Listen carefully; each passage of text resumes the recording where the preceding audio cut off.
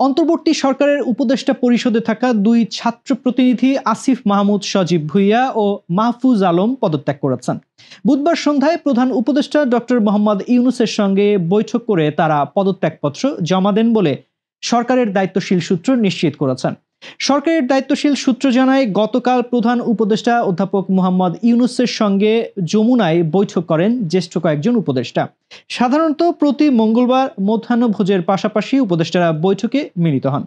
গতকালের বৈঠকে দুই উপদেষ্টার পদত্যাগের বিষয়টি ওঠে। সন্ধ্যায় সরকারের দায়িত্বশীল ব্যক্তিরা নিশ্চিত হন যে আসিফ মাহমুদ বুধবার পদত্যাগ করছেন। পদ্মা সেতু, মেট্রো রেল এবং এলিভেটেড এক্সপ্রেসওয়ে নির্মাণের গর্বিত অংশীদার বসুন্ধরা সিমেন্ট।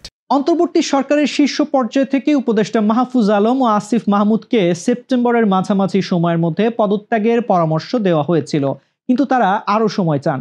এর মধ্যে উপদেষ্টা মাহফুজ আলম সরকারের শেষ সময় পর্যন্ত থাকার আগ্রহ প্রকাশ করেছিলেন। সেক্ষেত্রে তিনি নির্বাচন করবেন না বলেও জানিয়েছিলেন। পরে গত মাসের মাঝামাঝি দুই উপদেষ্টার পদত্যাগের বিষয়ে সরকারের উচ্চ পর্যায় থেকে আবারও তাদের তাগাদা দেওয়া হয়েছিল বলে সংশ্লিষ্ট সূত্র থেকে জানা গিয়েছিল।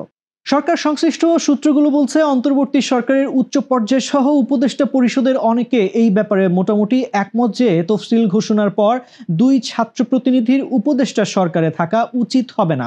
তারা নির্বাচন করুন আর না করুন, তাদের পদত্যাগ করতে হবে। গত বছরের 5 আগস্ট শেখ হাসিনার সরকার পতনের পর 8 আগস্ট মোহাম্মদ ইউনূসের নেতৃত্বে অন্তর্বর্তী সরকার গঠিত হয়। এই সরকারের জুলাই গণঅভ্যুত্থানে নেতৃত্ব দেওয়া ছাত্রদের প্রতিনিধি হিসেবে 3 জন সরকারে জায়গা পান।